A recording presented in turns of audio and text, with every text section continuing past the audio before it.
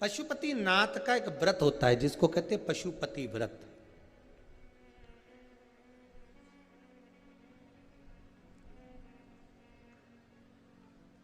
आजकल लोगों ने शिव महापुराण की कथा में से देख देख कर खुद की आईडी पर खूब सारे पशुपति व्रत बना बना के डाल दिए कि ऐसा करो वैसा करो, फिर उद्यापन भी ऐसा करो। पहली बात अच्छे से ध्यान में कर लेना कि पशुपति व्रत में कुछ नहीं करना है, आपको ज़्यादा ढोंग प्रपंच कुछ नहीं करना। सुबह के समय पर थाली लेकर जाओ, शंकर भगवान का पूजन कर करो, अभिषेक पूजन करो, सारा पूजन करने के बाद थाली वापस लेकर आ जाओ। उसी थाली को शाम के समय लेकर जाओ।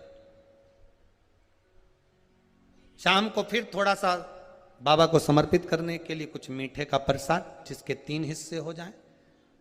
6 दिए घी के बाबा को समर्पित करने के लिए लेकर जाएं। भगवान को बेलपत्र समर्पित करने के लिए लेकर जाएं। प्रेम से बाबा का स्नान पूजन सब कराकर शाम के समय प्रदोष काल में प्रदोष समय में कर कर प्रसाद जो बना कर ले गए हो उसके 3 हिस्से कर लो।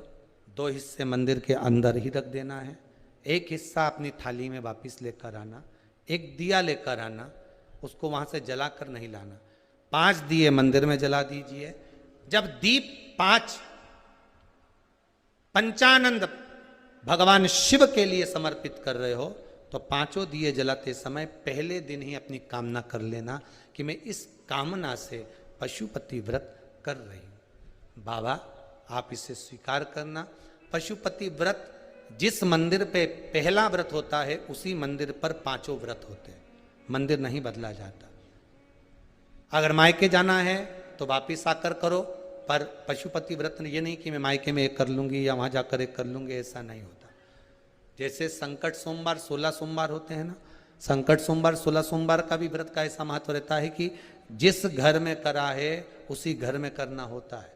ये नहीं कि किराए के मकान में रह रही हूं तो मैंने किराए का मकान बदल लिया है, अब बदला मकान में पहुंच गई तो 1 व्रत वहां कर लूंगी। नहीं नहीं, उद्यापन तक उस मकान में तुम्हें रहना पड़ेगा जिस मकान में तुम रह रहे हो।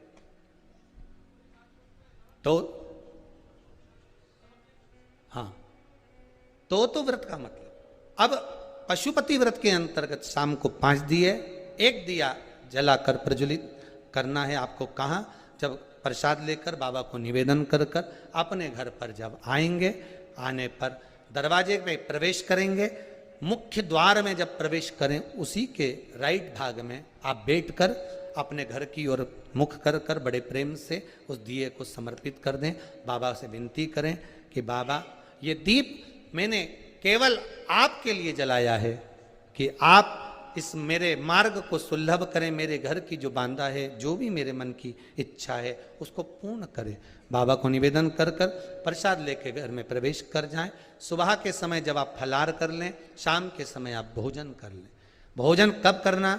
जब 1 भाग प्रसाद का लाएंगे, उस प्रसाद में से किसी को नहीं देंगे, वो प्रसाद पहले आपको खाना है, उसके बाद भोजन ग्रहण करना है। नमक दोनों समय खाओ, कोई मना नहीं, फलार में भी खा लीजिए, शाम को भी खा लीजिए, कोई चीज की मना नहीं। बस बाबा का स्मरण करो। 5 व्रत पूर्ण हो जाए। 6ठे व्रत में कुछ भी 108 सामग्री लेकर जाओ, चाहे मूंग लेकर जाओ, चाहे चावल लेकर जाओ, चाहे बेलपत्र लेकर जाओ, चाहे 108 मखाने लेकर जाओ, चाहे तुम्हारी मर्जी पड़े जो लेकर जाओ। 108 पुष्प ले जाओ, श्वेत पुष्प ले जाओ, रक्त पुष्प ले जाओ, जो तुम्हारी मर्जी पड़े, पर 108 लेकर जाइए। शाम के समय पर जब आप पूजन कर लें, पुष्प समर्पित कर दें 108, तब एक श्रीफल 11 रुपये बाबा के चरणों को समर्पित कर दें। बाबा आज मेरा व्रत पूर्ण हुआ है, मेरी मनोकामना पूर्ण करना। मुझे विश्वास है 5 व्रत भी पूरे नहीं होंगे, 2 या 3 व्रत में ही बाबा आपका कार्य कर देगा। पर प्रेम से करना, विश्वास रखकर करना, भरोसा रखकर करना, अहंकार नहीं। जितने पशुपति व्रत करो आप, उसमें अभिमान को त्याग दो। शंकर जी के दरवाजे पर जब सुबह जाओ ना तो पहले अहंकार छोड़ कर जाइए।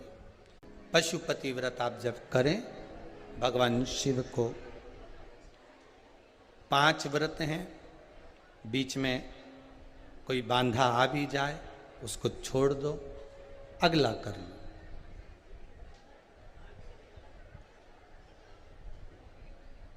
पर करो जरूर। दुनिया का ऐसा कौन सा कार्य है जो पशुपति व्रत से नहीं हुआ। ना जाने कितने लोग पशुपति व्रत को करे होंगे और बाबा ने एक व्रत में, 2 व्रत में, 3 व्रत में, 5 व्रत में कुछ ना कुछ तो दिया होगा। अगर बाबा मान लो तुम्हारी कामना पूर्ण नहीं भी करता तो मन की शांति तो दे ही देता है। हृदय की शांति तो मिल रही है ना। बहुत है उस भगवान शिव का नाम पशुपति नाथ पड़ गया। समय आए